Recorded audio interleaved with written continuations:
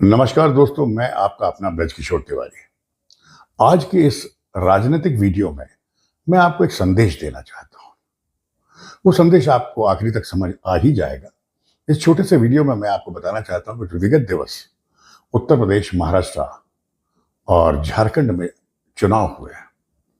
इन चुनावों में जिस तरीके से विपक्षी पार्टियों ने दमखम लगा के एक नैरेटिव बनाने की कोशिश की कि अगर भारतीय जनता पार्टी आएगी तो वो मुसलमानों को उजाड़ देगी, भारतीय जनता पार्टी आएगी तो भ्रष्टाचार करेगी, ये करेगी, वो करेगी, करके जितना भी हो सकता था अमेरिका के जॉर्ज सोरस से लेके हमारे इंडियन नकली जॉर्ज सोरस मतलब राहुल गांधी जी तक, और इनके साथ जो लकड़बग्गे लगे हुए हैं माने अपने शरद पवार जी, अपने ठाकरे बंधु और भी जो लोग कांग्रेस के लगे हुए हैं, ये सब मिलके एक इस तरीके का नैरेटिव बना रहे थे कि किसी भी कीमत पे भारतीय जनता पार्टी को इन तीनों चुनावों में सफलता ना मिले, क्योंकि अगर इन तीनों चुनावों में सफलता मोदी और भाजपा को नहीं मिलती तो ये मान के चले कि जो आने वाला चुनाव है केंद्र का या एक साल बाद उत्तर प्रदेश का, इसमें बहुत मुश्किलें हो जाती। मैं अपने कई वीडियो में बोल चुका हूं साहब कि आज के वर्तमान समय में किसी भी इलेक्शन का कोई भी एजेंडा नहीं है। इस देश में सिर्फ एक एजेंडा है, वो है हिंदू मुस्लिम। उसका भी सबसे बड़ा कारण यह है कि जब से इस देश ने अपनी स्वतंत्रता पाई तब से मुस्लिमों ने अपने लिए अलग राष्ट्र तो लिया ही लिया, और जो यहाँ रह गए, जो यहाँ रह रहे थे, उन्होंने एक दबदबा सा हिंदुओं पे बना के रहना शुरू किया। हिंदू अपने आप को दबा कुचला हुआ, बड़ा दलित महसूस कर रहा था, और इसके पीछे कांग्रेस ने एक राजनीति चली कि हम हिंदुओं को, जो हम माने जाति नहीं कहते हैं, एक्चुअली हमारे यहाँ वर्ण होते थे कि कौन किस कर्म को कर रहा है। एक चर्म उद्योग कर रहा है, एक लकड़ी के उद्योग को कर रहा है, एक लौह के उद्योग को कर रहा है, उसके उद्योग से उसकी पहचान होती थी। ये लोहार है, ये बढ़ई है, ये स्वीपर है, ये फलाना है, इलेक्ट्रीशियन है। उसको उन्होंने जात में कन्वर्ट कर दिया, और जब अंग्रेजों के समय ये जात में कन्वर्ट हुआ तो इसको हवा दी कांग्रेस ने। और इस तरीके से जो हम 100 करोड़ गलत बोलते हैं, हम एक्चुअली हम 80 करोड़ हैं। ये सरकारी आंकड़ों पर कभी मत जाइए। और मुस्लिम जनसंख्या जो कही जाती है कि साहब 25%, वो आई मीन से 25 करोड़ मुस्लिम हैं हिंदुस्तान में, ये बिल्कुल भी झूठ है। तकरीबन 35 से 40% मुस्लिम इस समय हिंदुस्तान में रह रहे हैं, बाहर के मिला के और हमारे यहाँ के लोकल मिला के। उनका जो डर और दहशत और अपराधी दुनिया में जो उनका रसूख है, उसके कारण हिंदू बहुत परेशान था। आपको मालूम है कि 500 साल से हिंदू हिंदुस्तान में अपने भगवान श्री राम के मंदिर के लिए परेशान था।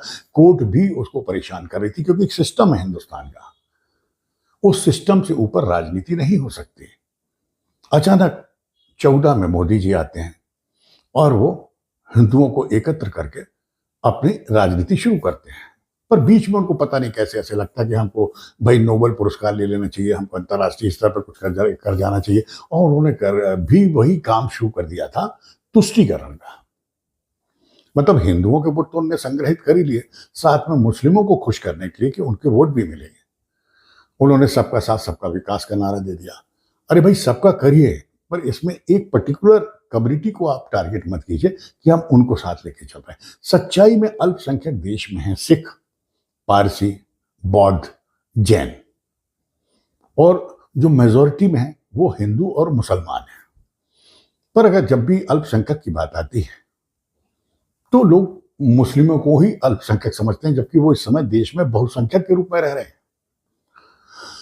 इस नैरेटिव को तोड़ा उत्तर प्रदेश के मुख्यमंत्री योगी आदित्यनाथ ने, और जब इन्होंने एक नारा दिया कि एक रहेंगे तो सेफ रहेंगे, अगर बटेंगे तो कटेंगे।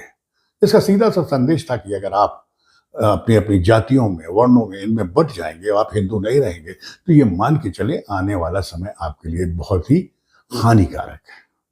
मैं शुरू से आपसे कह रहा था कि मैं ये पुल बनवा दूंगा समुद्र पे, ये खिंचवा दूंगा, मैं ये एयरपोर्ट बना दूंगा।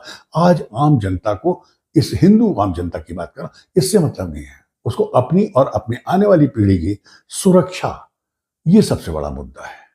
और उसको लगा कि देश में अगर कोई ऐसा कर सकता है तो भारतीय जनता पार्टी कर सकती है। बाकी सब ने तो हिंदुओं को एकदम माने घुटने के नीचे ले आए थे। आपने देखा था कि कितने मौलाना मौलवी फतवे जारी कर रहे थे कि सारे मुसलमान एक हो जाओ, पर कोई नहीं बोल रहा था।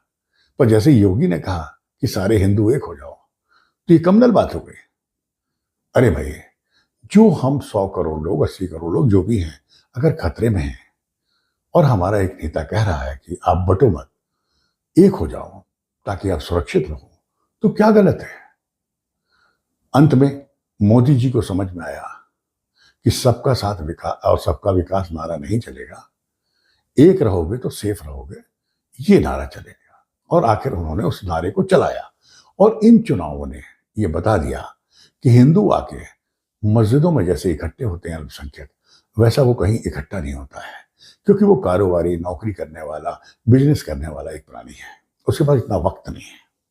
वो मंगल और शनिवार को मंदिर नहीं जाता जैसे मुस्लिम शुक्रवार को इकट्ठे होते हैं। वो अपना भीड़ नहीं दिखाता है। पर हाँ, अंदर ही अंदर उसने परिवर्तन सोच लिया था और सभी हिंदुओं ने अपनी जाति, वर्ण सबको छोड़कर एकत्र होने की कसम खाई। और साहब, इन चुनावों में वो एकत्र हुए और महाराष्ट्र को तो उन्होंने चादर की तरह झटकार दिया। अपने आप को चाणक्य कहने वाले शरद पवार जी आज अपनी करनी पर रो रहे होंगे। उद्धव ठाकरे, जो कभी बॉम्बे के और महाराष्ट्र के बादशाह कहे जाते थे 2 पीढ़ियों से, आज वो शर्मिंदा होंगे। टोटल उनके पास 25-30 MLA हैं, 250 भारतीय जनता पार्टी और उसके अलायंस के पास। विधानसभा में बैठ के ये करेंगे क्या? आखिर ये सम्मान किसने, कैसे और क्यों खोया? वो इसलिए खोया कि आपने बहुसंख्यकों को बेइज्जत करना शुरू कर दिया और बहुसंख्यक के नेता को गालियां देना शुरू कर दी। तो मैं आपको ये बताना चाहता हूं कि सब बदतमीजी की राजनीति है, गाली गलौज की राजनीति, तू और तेरे मेरे की राजनीति, और मात्र एक एजेंडा कि हिंदुओं को कुचलना है। 100 करोड़ हिंदुओं के सामने आप जाके मुस्लिमों के साथ मस्जिदों में बैठकर मीटिंग कर रहे हैं कि आप हमें वोट दें, तो मतलब हिंदुओं की कोई वक़्त ही नहीं है इस देश में। साहब, अभी हिंदू एकत्र नहीं हुआ है, सिर्फ जागा है मेरे हिसाब से। तब ये आपके सामने परिणाम आए हैं। ये मान के चलें कि आने वाले समय में हिंदू बहुत ही संगठित तरीके से एक होने वाला है। फिर देश की राजनीति पूर्ण रूप से बदल जाएगी। ये मान के चले, आगे भी जो चुनाव होंगे वो और हिंदू मुस्लिम पावर पर होंगे, ना कि किसी और विकास के एजेंडे पे। जिस तरीके से लोग कहते हैं, विपक्षी वाले करते हैं, हिंदू मुस्लिमों कहते हैं, साहब विकास की बात कीजिए। अरे विकास शब्द तो आपकी डिक्शनरी में ही नहीं है मेरे दोस्त। आप सब हिंदू होके भी हिंदुओं को कुचलते हैं। कभी कभी मुझे ऐसा लगता है कि एक सच्चा हिंदू हिंदुओं के खिलाफ ऐसी हरकत नहीं कर सकता। पक्का आपके माँ बाप में से किसी से कोई ना कोई तो गड़बड़ी हुई है, और आप हिंदू के प्योर खून तो नहीं हो सकते। अगर होते तो आप इस तरीके से हमें नीचे गिराने में नहीं लगे होते। अंत में मैं आपको ये बताने जा रहा हूं कि बहुत जल्दी शीतकालीन संसद सत्र भी शुरू होने वाला, और ये मान के चले कि किसी भी कीमत पर मोदी इसमें वक्फ बोर्ड बिल पास करा के रहेगा।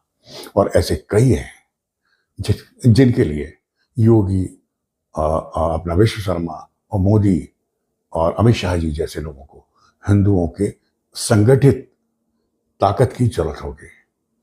निवेदन आप सबसे, इसी तरीके से संगठित रहें, क्योंकि अगर बटेंगे तो नेचुरल कटेंगे, और जिंदगी भर कटते आए हैं 500-600 साल से।